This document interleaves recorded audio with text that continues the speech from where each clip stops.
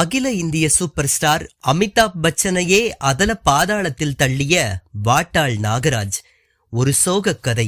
1970 மற்றும் 80களில் உச்சத்தை தொட்ட அமிதாப் பச்சன் அதற்கு பிறகு அதல பாதாளத்திற்கு சரிந்தார். அரசியலுக்கு சென்று 4 ஆண்டுகளில் அதில் இருந்து விலகி சினிமாவிற்கு சென்றதால் படங்கள் ஓடவில்லையா என்ற குழப்பம் அவரை வாட்டியது. அவரது சரிவிற்கு மிக முக்கிய காரணமாக அமைந்தது அவர் தொடங்கிய சினிமா கம்பெனி. ஆம், அமிதாப் பச்சன் கம்பெனி லிமிடெட், அதாவது ABCL என்ற பெயரில் சினிமா மற்றும் பொழுதுபோக்கு நிறுவனத்தை தொடங்கினார். இந்த நிறுவனம் ஆரம்பத்தில் லாபத்தில் சென்றாலும் பிறகு பெரும் நஷ்டத்தை சந்தித்தது. சுமார் 60 கோடி ரூபாய் மதிப்பீட்டில் செயல்பட்ட இந்த நிறுவனம் ஒரே ஆண்டில் 70 கோடி ரூபாய் கடனில் சிக்கியது. இந்த நிறுவனம் நஷ்டமடைய சில காரணங்கள் கூறப்பட்டன. 1996ஆம் ஆண்டு உலக அழகி போட்டியை இந்தியாவில் நடத்தும் வாய்ப்பை இந்நிறுவனம் பெற்றது.